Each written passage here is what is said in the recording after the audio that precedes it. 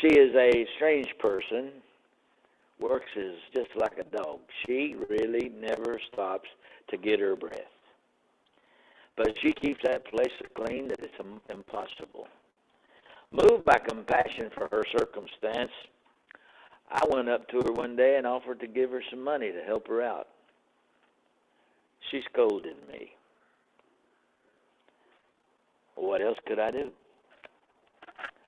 I don't know about her circumstances. Of course, I'm not going to follow her home because, there's a lot of strange people in this world.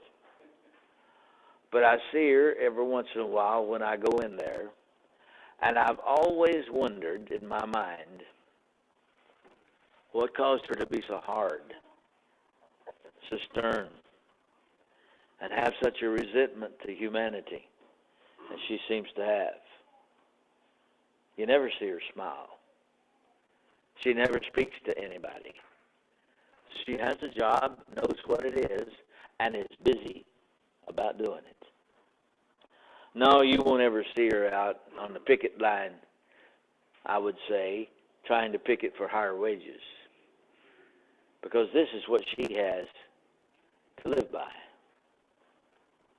God measures our gift not by what we have left, but what we give of ourselves. It's not a sacrifice to give $1 million if you have $190 million left. The total sacrifice is to empty the purse so that nothing is left when you give. Unrealistic? Well, you've got to stop and think. Does God expect our money or our trust? We've come to the place in the church today that we just don't trust the Lord. But here was a woman who was demonstrating her faith in God, because to whom else would she have gone if she had no food to eat? She was poor, but not embittered by self-pity that you find a lot of people in that circumstance have. She was not around looking for handouts. I don't know if somebody had come up and offered to help her if she'd have taken it. Because she said she knew who her husband was. And her husband was the God of Israel. And he was her security. Does this stipulate the amount or the heart that's being discussed? Her gift knew her needs. Nobody fooled her. She knew exactly what it would take. So she trusted God. Or was it the lottery she trusted? Like about a lot of people do today. Talk is cheap and actions are costly. God did not need her money. She needed to give herself to God so God would save her. Do you think God was going to let her down? A lot of people say, well, if she'd have gone home that night and starved, God had let her down. But wait. If she died of starvation that night, who greeted her at death's door? It wasn't the bill collector. It was God. 1,000 years before David had been given his personal wealth to buy the temple, which, by the way, he never lived to see finished, God honored him in a way that has not been given to most men. God is the one who gives us what we have in the first place, and it all belongs to him. But when we give to him, we honor him as the source of all of our blessings. The gift of David was phenomenal. They've tried to figure out just how much money he did put in. Nobody's ever tried to figure out what he had left after he gave. But God was not after the amount. He was after the heart. For you see, the Bible says of David, he was a man after God's own heart. Some of our brethren come around and say, well, David committed adultery, fornication. He was this, he a murderer, he was that. Listen, we can talk about those on separate occasions. But what David did was have a heart that was like God. And he put his money where his mouth was. There's two verses that we need to strive to obey. And our attitude towards money will be defined by these principles.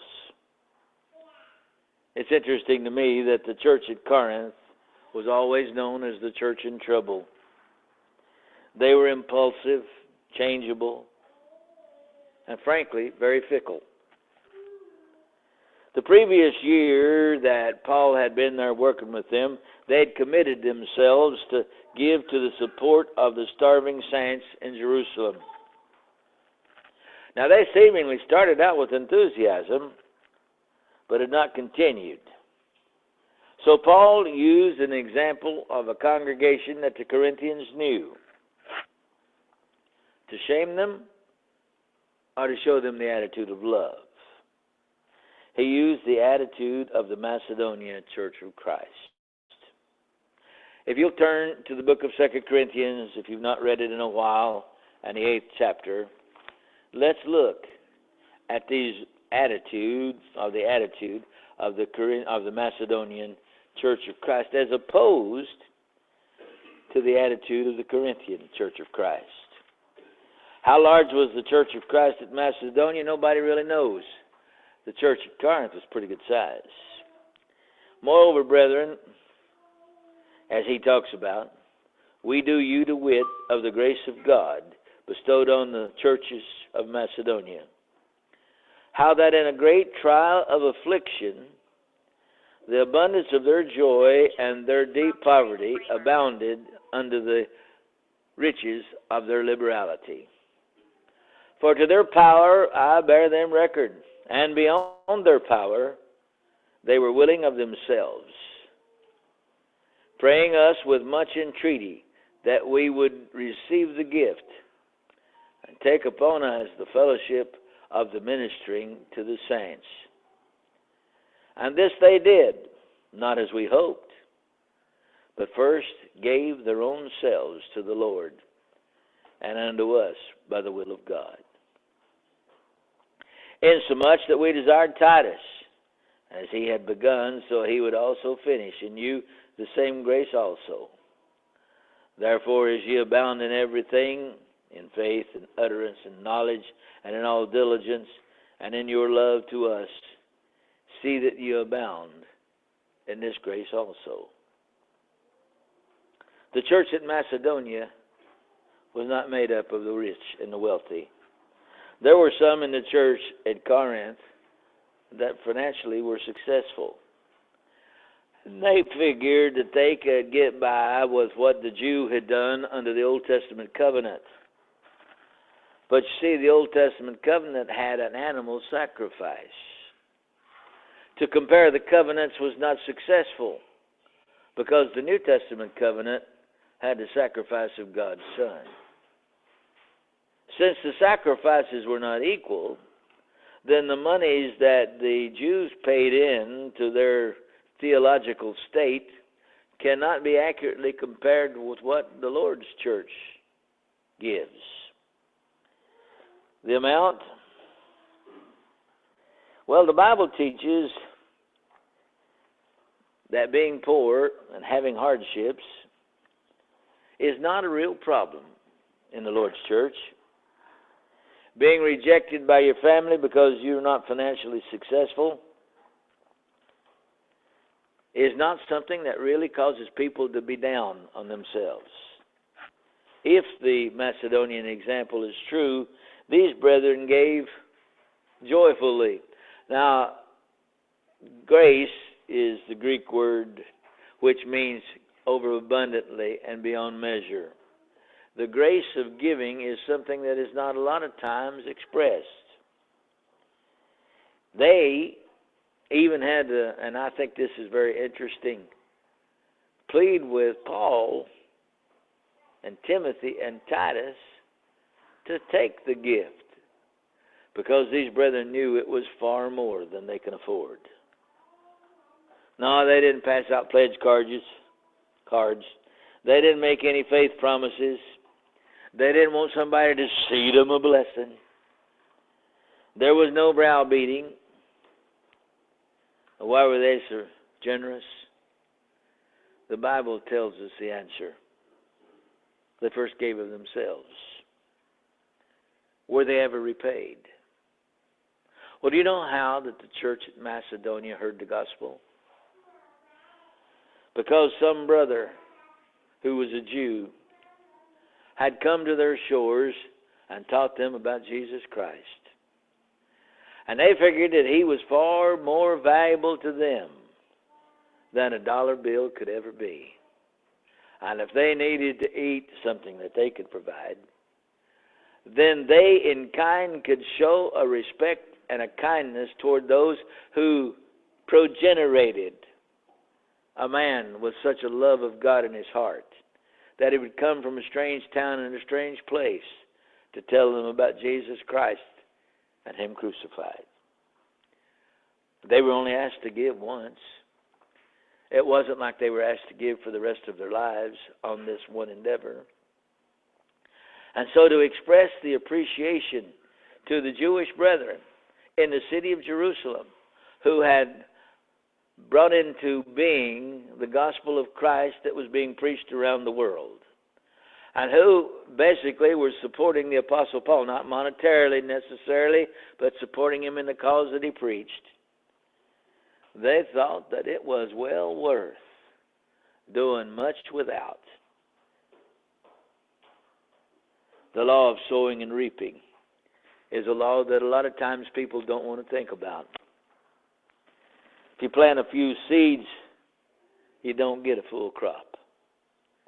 If you plant a lot of seed, you get a large crop. The returns are far beyond your work if you sow in the kingdom of heaven. People have been saved in countries that we could never go to. They've heard radio programs and been taught the gospel of Christ with great anguish to try to understand the enunciation and pronunciation of the language. These are the same people that we might meet in heaven and thank us for helping them make it possible that they might know how to go there too. Worldly wealth is really not a friend. Oh, I know there's a lot of people that think if they've got a dollar bill and they sit around and brag. I was listening to some old boys talk today. And I hear a lot of things that when I'm in a place that sometimes people don't listen to, but one was bragging about how much he had here, how much he had there, and what he was going to invest. And that's all they wanted to talk about. I looked at them and wondered, what is it that it cost you to have that money in the bank? Then I heard one talk about his second wife. And I heard one mention about his son that was on drugs. And then I heard them both commiserate one with another. And I just thought I would be interested in hearing the conclusion of the matter. But of course they got up to leave. But what did it cost them? You see, the decision of how much is, who do I trust? Giving supplies the needs of God's people. It shows whose interest you put first. The old woman who gave 2 mites is not somebody you want to remember if you're trying to compare obedience. If God had set her an amount based on her income, what do you think she'd have put in? Now, a lot of people think that they can set an amount based on their income. The widow's mite tells us something about the father who might not have wanted to know, although he knows everything, how much she made working a day. Everything that Christ taught, everything that makes the New Testament new and better than the Old, everything that is distinctively Christian as opposed to merely Jewish is summed up in Thou shalt love the Lord thy God with all thy might, with all thy heart, with all thy soul, and thou shalt love thy neighbor as thyself. You see that people who don't love won't give. When you give, you do begin by praying, Father, I love thee because thou hast loved me. Because how can you pay God back? God commends His love toward us in that while we were yet sinners, Christ died for the ungodly. How can you ever approach God thinking you've given enough? He who gave His only begotten Son that the church of Christ could come into existence and that you and I might know the plan of salvation. What's that worth? Does it mean that it's something you deserve, or that it is the blessing of God? Years ago, I was studying with some Indians in Oklahoma, and they told me a very interesting story that I'd never heard. This was in the Kiamishis. And as I had preached the gospel there, they recognized that we were the same kind of people. And so they came up to tell me this story that I thought was very intriguing. Now, if this is not so, you can blame them.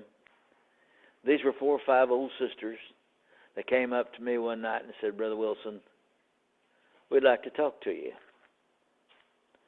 They went back before they had been driven from Oklahoma to North Carolina and Tennessee. And they said we had been studying the Bible there by a Methodist minister. He'd come to America and he'd taught us about Jesus and a lot of things about the Word of God. And as the numbers of people who were believers began to increase, he got a call from England by message that his mother was sick, and that if he was going to ever see her again on this earth, he better come back home. It was a heartbreaking decision on his part, but he boarded a boat, went back to England. 4 years later,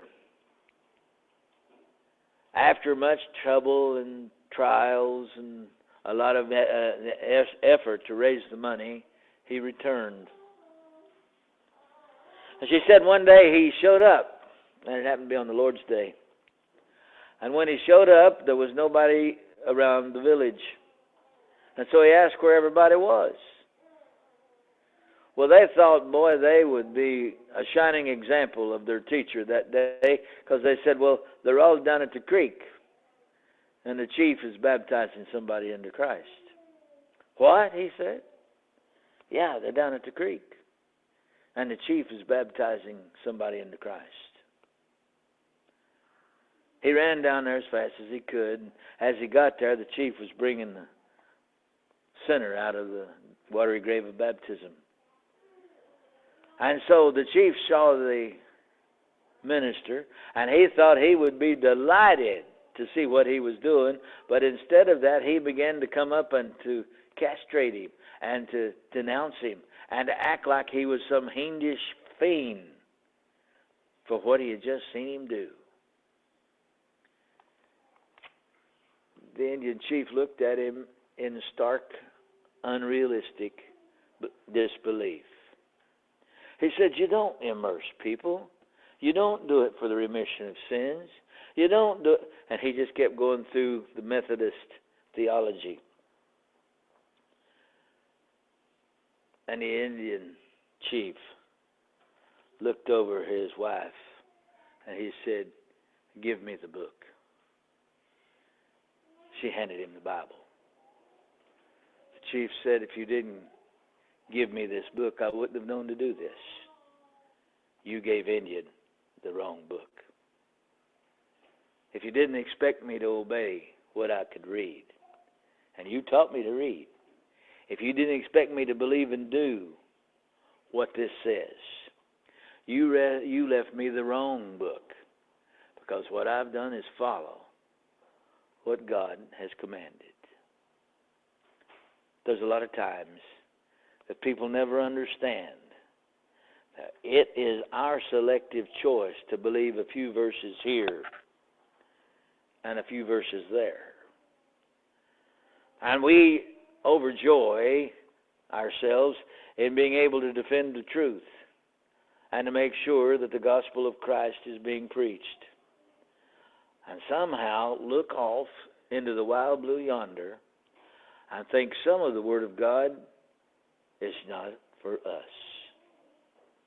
My friend, we can never be perfect in our efforts to serve God, but we always can be sure that with a heart of love and a dedication to purpose, we can always be found with a heart that will give to God all that we can possibly give. No, I don't mean you go home tonight without food and groceries, but like this this poor old widow, if she'd have died that night, who would have met her on the other side of life? Would it have been God, or would it have been the bill collector who really supplied her need? What was the need that she really had? And so as we consider the idea of serving God, don't get channeled off in one or two phases of that service and act as though the others just don't exist. The heart of the believer is one that's represented by giving as God has commanded. We don't talk about the tithe. Oh, yeah, well, the 10% is the basis for giving. You can't give till you pay what you owe. But the point of it is, it's the heart that the Lord is after. It's the person who wants to give because they love. There's a lot of people that have never put a dime in the offering. Some have put all that they've got. There's a lot of people that never put their life into the service of God. There's other people that have put all that they have in life, all their help and health and strength and purpose of living, and to trying to preach the gospel. These two discrepancies meet in one place when we hear the words of Jesus himself. The greatest commandment, you shouldn't have asked me.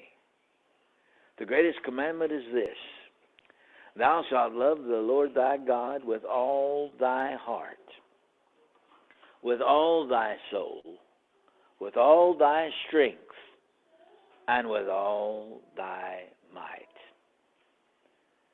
And there is nothing that is greater than that commandment. If you're here and need to respond to the invitation of the gospel, Jesus teaches, he that believeth and is baptized shall be saved. Will you come as we stand and sing?